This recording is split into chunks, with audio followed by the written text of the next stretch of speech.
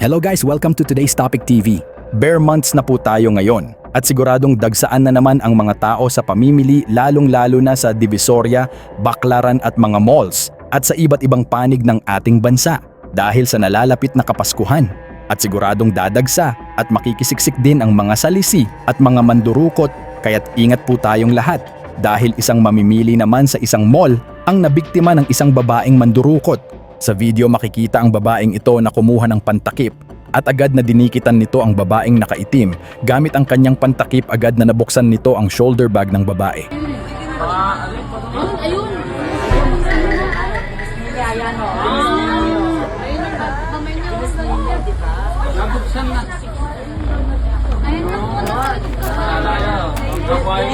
Sabi ko na eh. Parang gusto.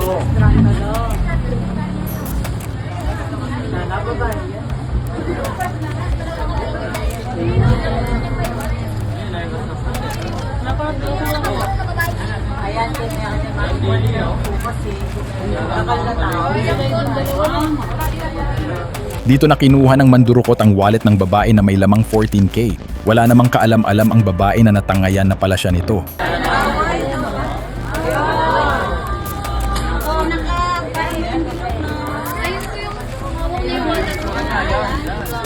Dito naman sa isang tindahan ng mga gulay, isang mamimili naman ang dinikitan ng babaeng mandurukot at pasimpleng kinuha ang wallet nito sa bulsa ng jacket ng babae.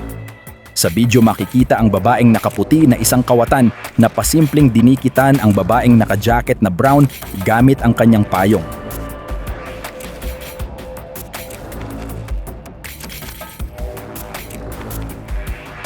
Sa isang iglap natangay agad nito ang wallet ng babae.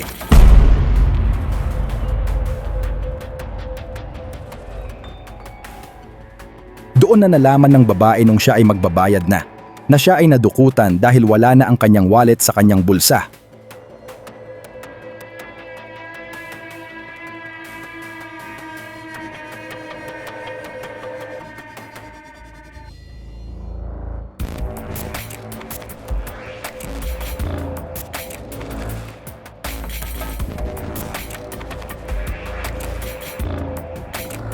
Isang insidente naman ng pandurukot ang nangyari mismo sa Tanawan.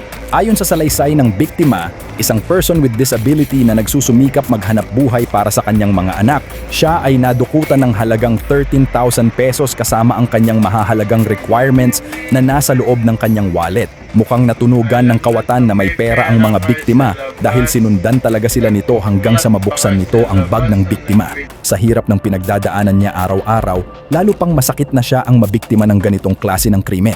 Ayon pa sa kanya, siya lamang ang bumubuhay sa kanyang mga anak matapos silang iwan ng kanyang asawa. Ang perang nadukot ay nakalaan sana para sa pambili ng bigas at mga gamit ng kanyang mga anak. Ang biktima ay nananawagan na sana ay mahuli ang mga mandurukot na ito at hindi na makapangbiktima pa ng iba. Anya, sa kabila ng aking kapansanan at hirap sa buhay, nagagawa ko pa ring magsikap para sa aking mga anak. Pero ninakaw ninyo ang pinaghirapan ko. Naway makarma kayo sa inyong kasamaan.